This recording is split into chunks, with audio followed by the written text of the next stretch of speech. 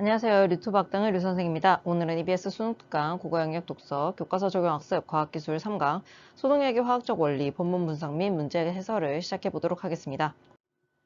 1문단입니다.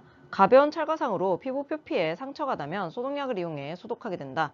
이때 우리가 사용할 수 있는 소독약으로는 과산화수소, 포비돈, 아이오딘이 있다. 자, 지금 보시면은 가벼운 찰과상으로 피부 표피에 상처가 나면 소독약을 이용해 소독하게 된다라고 하는 부분은 문제에서 내용 측면으로도 활용을 할 수 없는 문장이고요. 그 다음에 표현적인 측면에서도 특히 두드러지는 부분이 없기 때문에 이 문장은 거의 없는 문장으로 생각하시면 됩니다. 그럼 이 문장이 왜 필요하냐? 여기 보시면 소독약이라고 하는 소재, 제재 정도를 여러분들이 확인할 수 있다라는 측면에서만 이 문장을 활용하시면 되겠습니다. 다음 문장에서 좀 중요한 부분이 나오는데요. 다음 문장에서는 과산화수소 그리고 포비돈 아이오딘이라고 하는 두 가지 소독약의 종류를 소개하고 있습니다. 만약에 과산화수소에 대해서만 언급을 할 거라면은 포비돈 아이오딘에 대해서 언급을 하지 않았을 거고요. 포비돈 아이오딘에 대해서만 설명을 할 예정이었다면은 과산화수소에 대해서 언급도 하지 않았을 것입니다. 그렇기 때문에 이 글에서는 이 두 가지 소독약이 어떤 내용이 담겨 있는지를 파악하시면서 글을 읽어야 합니다. 두 소독약은 각각의 명칭에서 알 수 있듯이 다른 화학물질로 구성되어 있고 그 화학물질들이 상처 부위에 작용하여 소독된다. 여기에서는 이제 이 물질들이 이 소독약들이 화학물질로 구성이 되어 있구나 라고 하는 거 정도만 체크해 두시면 되겠죠. 왜냐하면 어떤 화학물질인지에 대해서는 지금 언급이 안 되어 있는 것으로 보아서 이 글을 읽어 나가면서 전체 글에서 추가 정보를 확인할 수 있겠다라고 생각하시면 됩니다. 하지만 이제 여러분 들어서 아시겠죠? 하지만 그러나 그렇지만 그런데는 반드시 표시해두고 이 앞에 비해서 이 뒷부분이 출제 확률이 훨씬 더 높다라고 생각해 두시면 됩니다. 상처의 종류에 따라 두 소독약을 구별해서 사용해야 한다. 자, 보시면은 상처의 종류에 따라서 범위나 깊이가 아니라 종류에 따라서 소독약을 구별해서 사용해야 되는구나 라고 생각을 하시면 됩니다. 각 소독약을 구성하는 화학물질의 특성에 따라 상처가 소독되는 원리가 다르기 때문이다. 자, 그럼 보시면 화학물질의 특성이 있고요. 이것이 무엇에 영향을 미친다? 상처가 소독되는 원리에 영향을 미친다 라고 보시면 되는 거죠.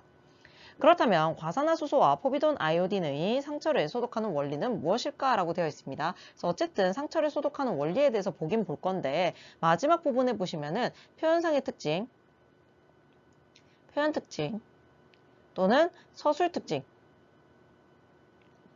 첫 번째가 나오고 있습니다. 무엇이냐면 질문을 활용하고 있다라는 거죠. 그래서 질문을 활용하게 되면은 독자의 궁금증을 유발한다 라고 하는 부분을 여러분들이 기억을 해주시면 되겠습니다. 그래서 여기에서는 이제 출제 포인트를 잡아봐라 라고 이야기를 하면요. 첫 번째, 두 번째 문장은 거의 그냥 날리시면 되고 실제로는 여기까지도 그냥 날리시면 돼요. 그럼 여기 첫 번째, 상처의 종류 부분을 다른 단어로 바꿀 수 있다 라고 하는 거. 그 다음에 상처가 소독되는 원리가 무엇에 따라서 결정이 된다. 화학물질의 특성에 따라서 결정이 된다라고 하는 것 정도가 출제되지 않을까라고 하는 걸 볼 수가 있습니다.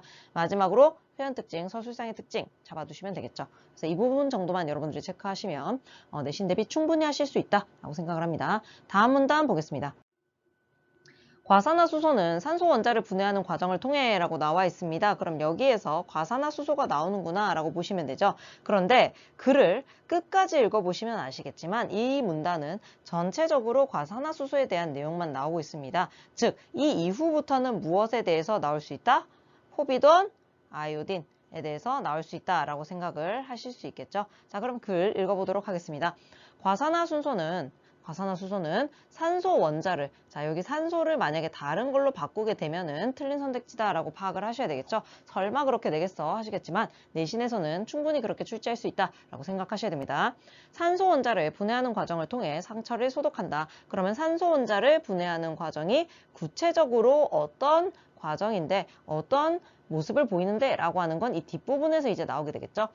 과산화수소는 물 분자에 산소 원자가 하나 더 붙어 있는 분자 구조로 이루어져 있다. 자, H2O에 산소 원자 하나가 더 붙어 있는 구조로 되어 있다라는 거죠. 즉, 혹시나 여러분들이 모를까봐 다시 한번 설명을 해주는 거예요. 수소 원자와 산소 원자가 각각 두 개씩 결합해 있는 것이다. 그래서 H2O2라는 것을 알아두면 되는데 저는 실제로 문제 풀 때 이거 모른 채로 문제 풀었습니다. 그래서 여러분들도 굳이 알 필요는 없어요. 과산화수소를 상처 부위에 바르면 인체의 혈액이나 피부의 세포에 있는 카탈레이스, 자 카라고 부르겠습니다. 카탈레이스라는 효소가 작용하여 과산화수소가 물 분자와 산소 원자로 분해되면서 거품이 일어난다. 즉 보시면은 여기 카탈레이스라고 하는 효소가 있는데 얘가 누구한테 영향을 미친다? 과산화수소한테 영향을 미친다. 그러면 결론이 어떻게 된다? 물 분자와 산소 원자로 분해가 된다라는 거죠. 분해가 된다. 그 다음에 일어나는 작용이 거품이다. 그래서 거품이 일어난다라고 하는 것은 물 분자와 산소 원자로 분해되면서 일어나는 작용이구나 라고 생각을 하시면 됩니다. 그 다음 카탈레이스가 어디에 포함이 되는데? 인체의 혈액이나 피부의 세포에 포함이 되어 있다라고 보시면 되죠. 그래서 이런 영향관계, 무엇이 어디에 소속이 되어 있으며 무엇이 무엇에 영향을 미치는가 라고 하는 것 등을 여러분들이 잘 봐두시면 되겠습니다. 이때 분해된 산소 원자는 무엇이 된다? 활성산소가 되는데, 활성산소가 된다. 아까 앞에서는 그냥 산소였다면 이제 활성산소가 되는데, 활성산소는 강한 반응성을 지니고 있어. 자, 지금 제가 여기에서 약간 노란색, 주황색에 가까운 노란색으로 바꿔 쓸 수 있는 표현이 있는 부분을 표시해 드리겠습니다. 강한 반응성의 강한 부분 바꿀 수 있고요. 상처 부위의 병원군을 파괴한다. 여기를 치유한다.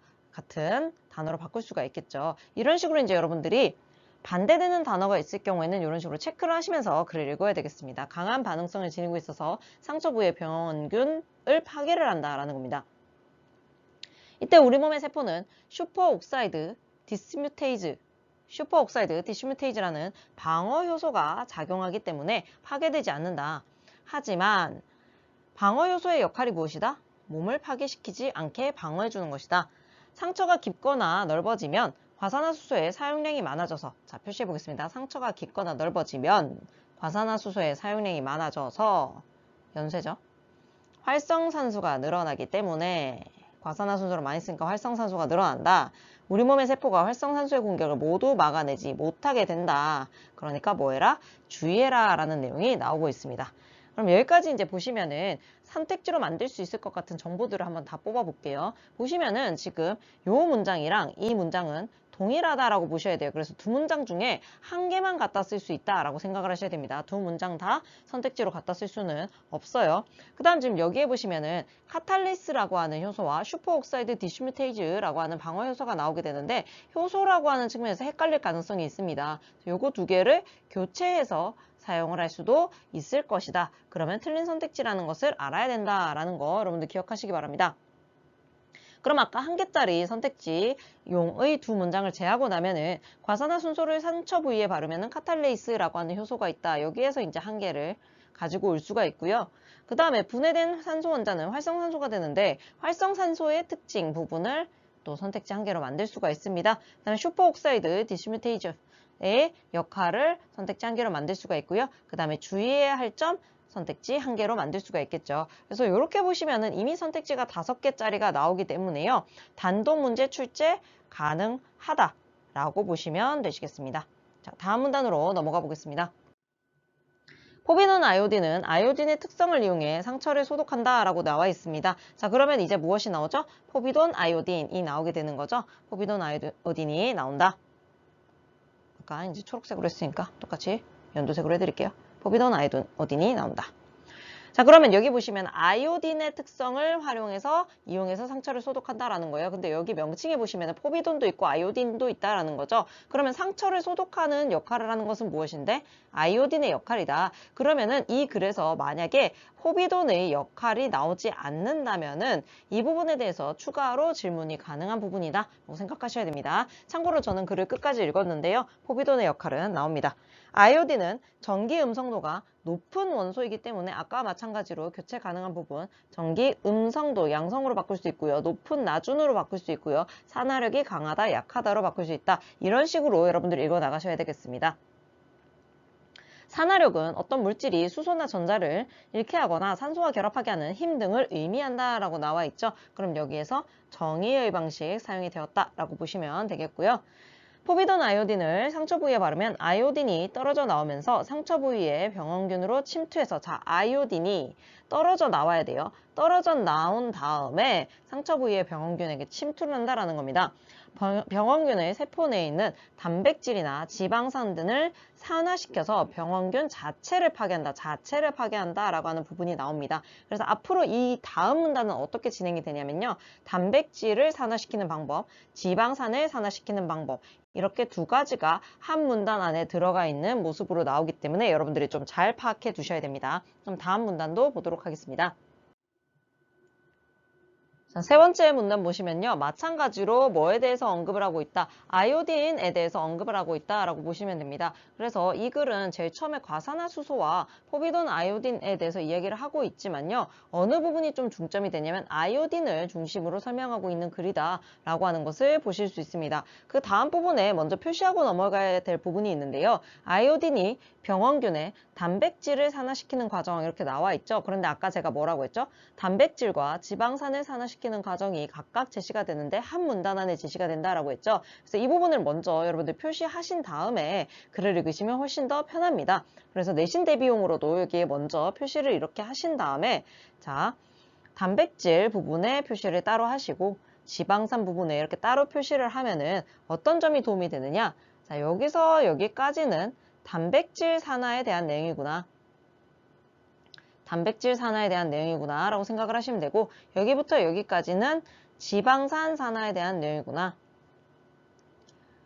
그래서 여기에 나온 내용을 B라고 하고 여기에 나온 내용을 A라고 하면은 A와 B의 내용이 서로 교차해서 선택지가 만들어졌을 경우에는 틀린 선택지라고 생각을 하시면 되겠죠. 자, 첫 번째 문장부터 읽어보겠습니다.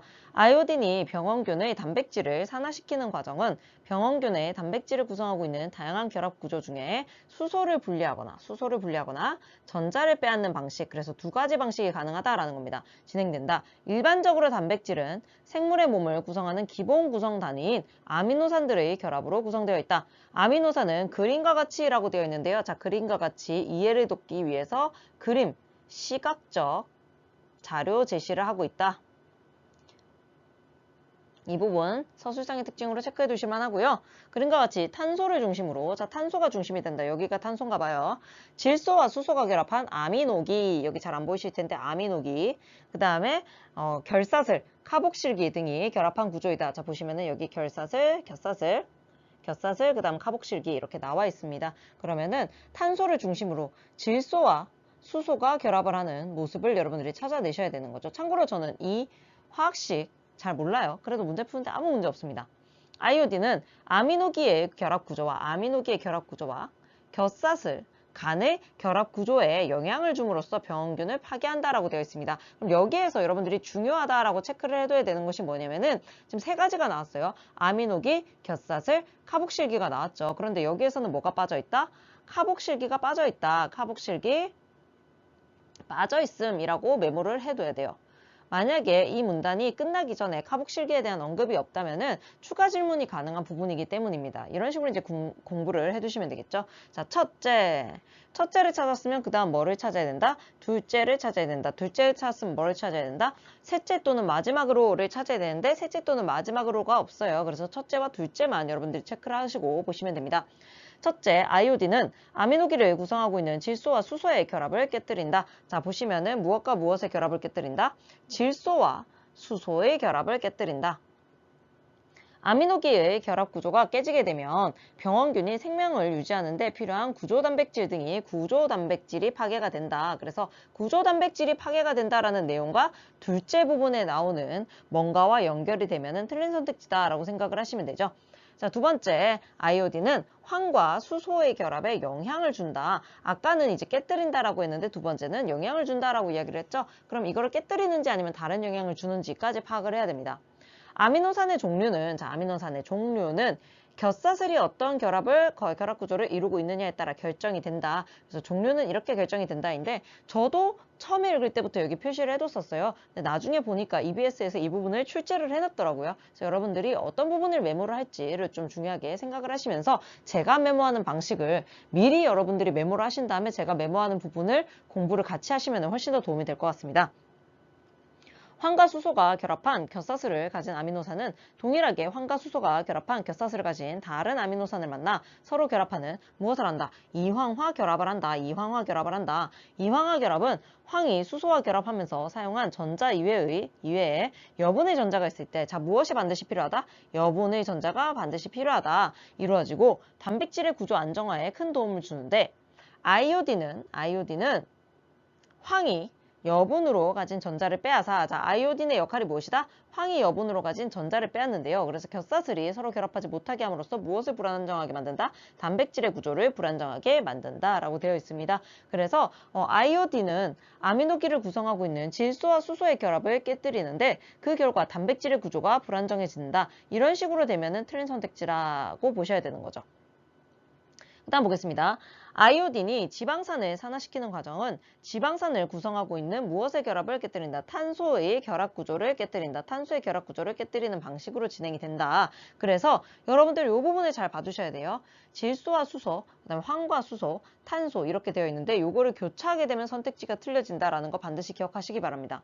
지방산은 탄소가 이중으로 결합한다. 이중. 이게 단일 구성이다. 단일 구조다 라고 하면 틀린 선택지가 될 거고요. 이중으로 결합하는 경우가 많은데 아이오딘은 탄소의 이중 결합을 깨고 핵산 사이로 침투한다. 아이오딘이 핵산 사이에 침투하면 핵산이 산화하면서 세포를 구성하고 있는 세포벽, 세포막, 세포질 등이 파괴된다. 그래서 이 부분에 대한 설명, 이 설명이 다른 부분 황과 수소라든지 탄소와 수소, 질소와 수소와 같은 것들과 결합을 하게 되면 틀린 선택지다라고 하는 것을 보시면 됩니다. 그래서 여러분들이 읽으셨을 때는 요 지금 지방산 산화와 단백질 산화 부분을 미리 잡지 않고 바로 읽어 나갔을 거기 때문에 오히려 읽기가 훨씬 힘들었을 거예요. 근데 이렇게 읽으니까 어떠세요? 조금 잘 읽혀지는 느낌이죠. 그래서 마지막 문단 읽으러 가보도록 하겠습니다. 하지만 표시하셔야 되고요. 아이오딘을 사용할 때는 유의해야 할 점 등이 있다. 자, 그럼 보시면은 위쪽에는 아이오딘의 어떤 구조 부분이 나왔죠. 앞쪽에는 무엇이 나왔다? 앞쪽에는 아이오딘의 구조가 나왔다라고 하는 것을 볼 수가 있고요. 여기에서는 주의해야 할 점, 유의해야 할 점이 나온다라는 거예요. 그러면 앞부분 문단이랑 이 부분 문단은 사실은 같이 문제 내기가 굉장히 버거운 문단 구조라고 볼 수가 있습니다. 그래서 거의 분리해서 각각의 글이라고 생각하면서 오히려 읽으시면 훨씬 편해요. 19세기 초에 시대적 배경 나오고 있고요. 시대적 배경, 시대 언급이 나오고 있으니까 혹시 모르니까 메모를 해놓으면 좋겠죠. 19세기 초에 아이오딘이 상처를 입은 사람들의 상처를 소독하는데 처음 사용되었을 때는 많은 양의 아이오딘이 한꺼번에 방출되어 병원균과 피부세포를 가리지 않고 파괴하는 부작용이 있었다. 피부세포까지 파괴되는 부작용을 줄이기 위해 상처를 치료하는데 필요한 양이라도 아이오딘을 어떻게 해서 썼다? 상처를 치료하는데 필요한 양이라도 아이오딘이 한꺼번에 방출되지 않도록 다른 화합물과 결합시켜서 아이오딘과 화합물 간의 결합력이 강해지도록, 여기도 약해지도록 이라고 바꿀 수 있겠죠. 한다. 이때 아이오딘과 결합하는 화합물로 주로 사용되는 것이 독성이나 자극성은 낮고 안정성은 높은 무엇이다? 포비돈이다. 그래서 포비돈 아이오딘이 되는 거예요. 포비돈 아이오딘은 포비돈과 아이오딘의 결합을 통해 아이오딘이 서서히 방출되면서, 포비돈의 역할이 무엇이다? 아이오딘이 서서히 방출되면서 신체의 세포를 파괴하지 않는 역할이다. 그 다음에 아이오딘에 의한 통증과 자극을 이전보다 줄이는 역할을 한다라는 거예요. 그래서 이 부분에서는 무엇을 알 수 있다? 포비돈의 역할에 대해서 알 수 있다. 그렇다 하더라도 지나치게 많은 아이오딘을 상처 부위에 바르는 것은 주의가 필요하고, 자, 주의할 점은 까만색으로 밑줄을 쳐드리겠습니다. 지나치게 많은 아이오딘을 상처 부위에 바르는 것은 주의가 필요하다. 그 다음에 신장 기능이 약한 사람들은 사용하지 않는 것이 좋다. 왜냐하면 아이오딘은 체내에 유입된 후 일반적으로 2일 정도 지나 신장을 통해 배설이 이루어지므로 체내의 단백질에 영향을 끼치지 않지만 신장 기능이 약하면 아이오딘의 배설을 원활하지 못해 아이오딘의 영향을 받을 수 있기 때문이다. 그래서 신장 기능이 약한 사람들은 이런 이유 때문에 많이 바르면 안 된다. 또한 소량의 아이오딘이라도 인체의 기초대사를 조절하는 갑상샘 호르몬에 직접 영향을 주기 때문에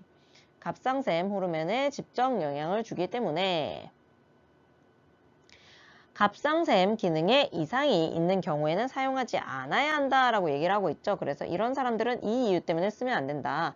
임신한 경우에도 태반을 통해 아이오딘이 태아의 갑상샘에 전달되어 영향을 줄 수 있기 때문에 주의해야 한다라는 거죠. 그래서 여기 보시면은 사실 굉장히 세부적이긴 하지만은 주의해야 한다라고 하는 표현과 사용하지 않아야 한다라고 하는 표현, 그 다음에 보시면은 사용하지 않는 것이 좋다라고 하는 표현은 정도의 차이가 있기는 해요. 그래서 이런 부분도 굉장히 세밀하게 문제를 낼 경우에는 좀 주의해서 보셔야 되는 부분이라고 보시면 됩니다. 그래서 이렇게 글이 끝나게 되었고요. 그럼 전체 판을 보면서 저라면 어떻게 출제를 했을까라고 하는 부분 보도록 하겠습니다.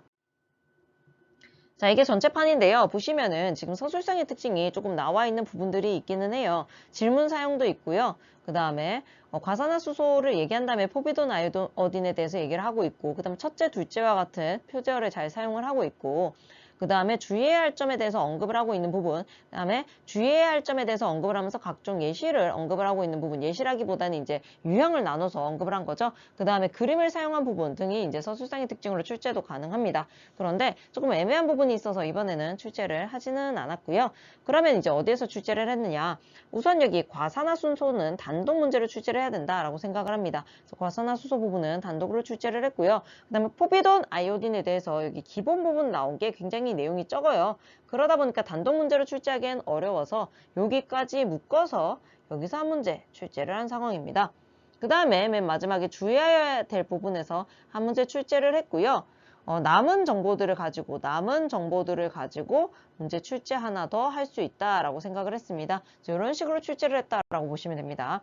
그러면 이 추가 문제는 어디에서 볼 수 있느냐? 저희 블로그에 오시면은 변형 문제 확인하실 수 있고요. 깊이 있게 공부하시려면은 변형 문제까지 꼭 풀어보시기 바랍니다. 그럼 EBS 문제 풀어보겠습니다. 윗글의 내용과 일치하지 않는 것을 찾으래요. 소독약을 구성하는 화학물질의 특성에 따라 소독약의 소독 원리는 다르다. 그래서 화학물질의 특성, 아까 화학물질 동그라미 쳤던 거 기억하셔야 되고요. 그다음 소독 원리가 달라지는 거고 이게 이제 이 글의 핵심이다라는 겁니다. 그다음 과산화수소를 닫힌 부위에 바르면 산소 원자 하나가 분해되어 활성산소가 된다라고 되어 있는데요. 보시면은 H2O2가 어떻게 분해된다? 얘가 H2O에서 플러스 O 하나로 이제 되게 된다라는 거죠. 그래서 이런 식으로 생각을 하시면 되고요. 그 다음 아미노기의 결합 구조에 겹사슬의 결합 구조에 따라 그런데 보시면은 아미노산의 종류를 결정하는 것은 아까 뭐만 나왔었죠? 겹사슬의 결합 구조만 나왔었거든요. 그래서 이런 부분을 여러분들이 체크를 하셔야 되는 거예요. 지금 그래서 계속 반복적으로 아미노기도 나왔기 때문에 여러분들이 헷갈리실 수 있는데요. 그 부분 헷갈리면 안 된다라는 얘기죠. 자, 임신했거나 신장의 기능이 저하된 경우에는 아이오딘을 사용하지 않는 것이 좋다. 그 다음에 전기 음성도 높아져. 그 다음에 강화된다라고 하는 부분 얘기를 했었고 상처를 소독할 때 활용된다라는 부분이죠. 그래서 3번은 쉽게 나오는데 지금 보시면은 전체 글에서 부분 쪼개서 남는 정보들을 가지고 문제를 냈다라는 것을 알 수가 있어요. 이런 문제가 조금 풀기가 힘들죠. 전체 글을 다시 한 번 더 읽어야 되니까. 그래서 여러분들은 글을 읽으실 때 메모를 잘 해주시면은 이런 걸 다시 안 읽으셔야 되고 저처럼 얘는 진짜 아니었는데 이렇게 걸을 수가 있는 거예요. 그래서 수능 날에도 저는 좀 빠르게 문제를 풀어놓고 검토를 3번 했었습니다. 그래서 이런 식으로 메모를 잘 해놓고 빨리 문제 푸는 연습을 하시는 게 훨씬 좋겠죠. 2번 문제 보시겠습니다. 윗글을 바탕으로 보기에 A에 대해 이해해야 한 내용으로 가장 적절한 것은 이 문제 제가 참 잘 낸 문제다라고 생각을 해요. 왜냐면 보기를 반드시 읽어야 되는 문제였기 때문이죠. 보겠습니다. 갑은 자전거를 타다가 넘어져 다리에 찰과상을 입었다. 다친 거 안 중요하고요. 집으로 돌아와 과산화수소를 발랐다라고 하는 부분만 중요하고요. 거품이 일어난 것은 무엇이다? 활성산소다라고 보시면 되겠죠. 활성산소 부분 혹시 문제 낼 수도 있으니까. 자, 그런데 며칠이 지나자 다른 곳은 건강상 이상 징후를 느끼지 못했지만 이 부분이 중요해요. 이 부분이 왜 중요하냐면 이거 신장 부분이나 갑상선 부분 중요하지 않다라는 얘기죠. 그런데 신장 부분은 출제할 수가 없어요. 왜냐하면 1번 문제에서 이미 출제를 했기 때문이다 라고 보시면 되겠죠. 1번 문제에서 신장과 임신 부분 언급을 했거든요. 그럼 뭐는 여기 선택지에서 갖다 쓸 수 있냐면 갑상선 부분은 여기 선택지에서 갖다 쓸 수 있다라고 보시면 됩니다. 상처 부위가 더 골마서 더 아프기 시작해서 병원에 찾았네요. 문제가 발생했다라는 거 정도만 보면 되고요. 그 다음에 여기 갑의 상처가 깊고 넓은 데다가 소독약의 사용량이 많았기 때문이다 라고 하는 거 이게 원인이다 라고 보시면 되겠죠. 그럼 이제 문제 풀어보겠습니다. 갑상선 나온 부분 있으면 다 틀렸다고 보시면 돼요. 이렇게 쭉 봤었을 때 갑상샘 나와 있죠? 예, 바로 틀린 거 걸으시면 됩니다. 안 읽으셔도 돼요. 갑의 혈액과 피부에 과산화수소의 산소 원자를 분해하는 효소가 부족했기 때문에 효소가 부족한 문제 아니었죠. 지금 보시면은 갑의 상처가 깊고 넓으면은 무엇이 문제였냐면은 활성산소가 지나치게 많이 나온다. 지나치게 많이 나온다. 그래서 누구를? 세포까지 우리의 피부 세포, 몸의 세포까지도 나쁘게 영향을 미치기 때문에 문제가 된다라는 거였어요. 그래서 보시면은 활성산소라든가 이런 내용이 많이 나와야 된다라고 하는 것을 보시면 되는데요. 원인이 요거였죠. 과산화산소 수소 사용량이 많아서 산소 원자가 너무 많이 떨어져 나오면서 이게 활성산소라는 얘기죠. 그래서 이런 식으로 다른 표현을 사용할 수 있구나라고 하는 거 보시면 되고요. 상처 부위의 병원균뿐만 아니라 우리 몸의 정상세포에도 일부 영향을 주었다. 답은 4번이 될 거고요. 나머지 부분도 보겠습니다. 분해하는 효소가 나왔는데요. 이게 카탈레이스 효소였죠. 그러면은 지금 이런 식으로 한 문제 안에서 한번 사용을 하고 싶은데 2번 사용했다가는 너무 티가 나니까 얘네 2개가 답이 아니라는 게 둘 중에 하나는 어쨌든 날아갈 거다라는 게 티가 나기 때문에 이런 식으로 표현을 교체해서 사용을 할 수 있다라고 하는 거 보시면 되겠습니다. 3번 보시면은 갑의 피부세포에 발생하는 카탈레이스 요소가 부족했기 때문에 카탈레이스 요소 부족하다라는 내용은 그래서 언급이 되지 않았고요. 산소의 공격, 활성산소의 공격을 모두 막아내지 못했다? 이것은 뭐냐면은 사실 이 부분은 방어효소 부분이 나와야 되겠죠. 방어효소에 대한 설명이 나와버렸기 때문에 그 이름 길었던 효소는 이제 나올 수가 없을 겁니다. 5번 갑이 찰가상을 입었을 때 구조단백질이 일부 파괴되면서 자 구조단백질이 일부 파괴된다라고 하는 표현 어디서 나왔는지 꼭 찾아보시기 바라고요. 여기 슈퍼옥사이드 디스뮤테이즈 효소 나오죠? 지금 보시면은 얘는 지금 3번에 가야 되는데 잘못 나온 겁니다. 그래서 이렇게 3번에 나와야 될 내용이 여기에 언급이 됐다? 그럼 얘도 반드시 틀린 선택지가 된다라는 거죠. 그래서 답은 4번. 쉽게 풀 수는 있는 문제예요. 근데 꼼꼼하게 읽어야 되고 다양한 정보를 활용해야 됐기 때문에 좀 잘 낸 문제다라고 저는 생각을 합니다. 자, 그 다음 문제 보겠습니다. 자, 3번 문제 보시겠습니다. 여러분들이 잘 모르실까봐 위에 갖다 놓은 거고요. 표시를 해보자면 얘네 2개는 단백질, 산화, 디귿은 지방질, 지방산, 산화 이렇게 보시면 되죠. 그랬을 때 이제 표시하셔야 되는 것은 기억에서는, 니은에서는, 디귿에서는, 기억과 니은의 공통적으로, 그다음 니은에서는, 디귿에서는 이렇게 보시면 되겠죠. 그랬을 때 이제 핵심 부분 찾아보도록 하겠습니다.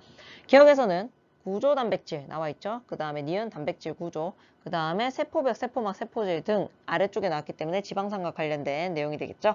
기억과 니은에 공통적으로 존재하는 탄소의 산소가 결합했다? 탄소의 산소가 결합했다?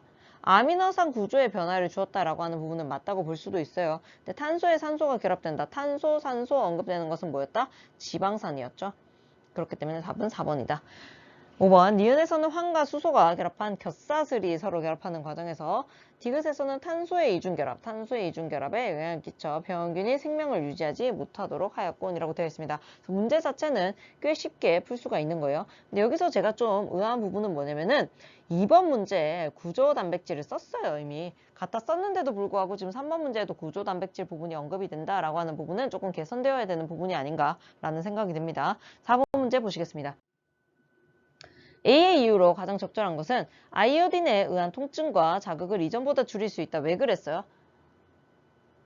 포비돈이 아이오딘을 서서히 배출할 수 있게, 서서히 나갈 수 있게 이렇게 했었죠. 그래서 이것은 속도와 관련된 문제였다라는 거예요. 그럼 선택지 중에서 속도와 관련이 있는 거 한번 보겠습니다. 1번 쭉 읽어보시면 기간, 2번에 보시면 활성산소의 양, 3번에 보시면 아이오딘의 독성 자체가 낮아지기 때문에 독성, 4번 아이오딘이 포비돈과 결합하면서 아이오딘이 본래 지니고 있던 산화력 자체가 약화되었다.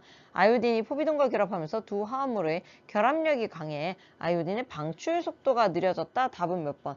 5번이다 라는 겁니다. 그래서 이런 식으로 여러분들이 좀 쉽게 문제를 풀어 나가실 수 있습니다. 그럼 여기까지가 이 글에 대한 문제 전부이고요. 추가 문제는 블로그에 있다고 말씀드렸습니다. 어떠세요? 조금 어렵게 느껴질 수 있는 지문이지만 굉장히 구조를 분석하고 끊어서 읽다 보니까 머릿속에 자연스럽게 들어오죠? 저도 내일이 되면 이 부분은 있습니다. 그래서 여러분들은 항상 이 내용들을 머릿속에 꼭꼭 숨겨놨다가 내가 언젠가 써먹겠다 이렇게 생각하지 마시고 단순히 수능 치기 위해서 넘어야 될 관문이다 이렇게 생각하시고 문제를 풀어나가시면 훨씬 더 도움이 되지 않을까 싶습니다. 이상 유튜브 학당을 류선생이었습니다.